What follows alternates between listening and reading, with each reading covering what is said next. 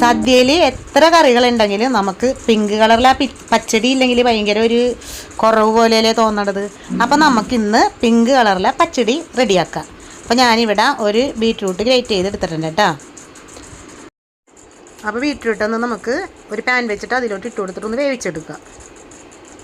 ഇത്തിരി വെള്ളവും കൂടി ചേർത്തിട്ട് വേവിച്ചെടുക്കുക. പിന്നെ വേണ്ടത് നമുക്ക് 2 പിടി തേങ്ങ വേണം. അപ്പോൾ 2 പിടി തേങ്ങ നമ്മുടെ മിക്സിയുടെ ജാറിലോട്ട് ഇട്ട് കൊടുക്കുക. 2 പച്ചമുളകും 3 ടീസ്പൂൺ വെള്ളവും ഒരു കഷ്ണം ഇഞ്ചിയും കൂടി ഇട്ടിട്ട് നല്ല മഷി പോലെ അരച്ചെടുക്കുക.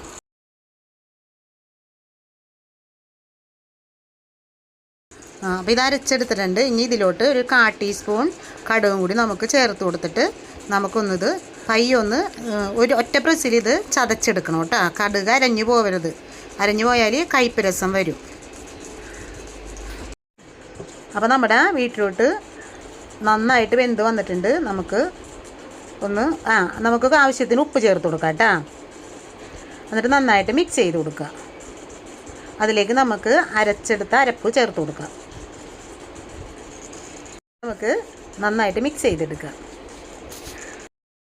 അപ്പോൾ നന്നായിട്ട് വെന്തുടഞ്ഞ് നല്ല സോഫ്റ്റായിട്ട് വന്നിട്ടുണ്ട്. ഇതിലോട്ട് നമുക്കൊരു 1/4 കപ്പ് തൈര് ഒഴിച്ചു കൊടുക്കുക. നല്ല കട്ട തൈരായിട്ട് ഞാൻ ഒഴിച്ചു കൊടുത്തേക്കണത്. അപ്പോൾ നന്നായിട്ട് മിക്സാക്കി എടുക്കുക. അപ്പം ഇത് കഴിഞ്ഞിട്ട് തിളപ്പിക്കൊന്നും വേണ്ടട്ടാ, ഒന്ന് മിക്സാക്കി എടുത്താൽ മാത്രം മതി. ഉപ്പ് ചേർത്തിട്ടുണ്ട്. ഇനി ആവശ്യത്തിന് ഉപ്പ് നോക്കിയിട്ട് ചേർത്ത് കൊടുക്കണം കേട്ടോ. ഇപ്പം നമ്മൾ തൈര് ചേർത്തതല്ലേ, അപ്പോൾ ഇത്തിരി ഉപ്പിൻ്റെ ആവശ്യം ഉണ്ടെങ്കിൽ ഉപ്പ് ചേർത്ത് കൊടുക്കണം. നമുക്ക് കടുക് വറുത്തിടണം. അപ്പോൾ ഞാൻ അത് നോക്കാം കേട്ടോ. അപ്പോൾ ഒരു ചട്ടി വെച്ച് കൊടുത്തിട്ട് നമുക്കതിലോട്ട് 1 ടീസ്പൂൺ വെളിച്ചെണ്ണ ഒഴിച്ച് കൊടുക്കാം കേട്ടോ. അതിലോട്ട് 1/2 ടീസ്പൂൺ കടുകും 2-3 വറ്റൽമുളകും ഇത്തിരി വേപ്പിലയും കൂടി ഇട്ടിട്ട് ഒന്ന് പൊട്ടിച്ചെടുക്കാം. ഇനി ഇത് നമുക്ക് പച്ചടിയിലേക്ക് ഒഴിച്ചു കൊടുക്കാം. ഞാനിതിപ്പോൾ തന്നെ ഒന്ന് മിക്സ് ചെയ്തിട്ട് മൂടി വെക്കണ്ട കേട്ടോ.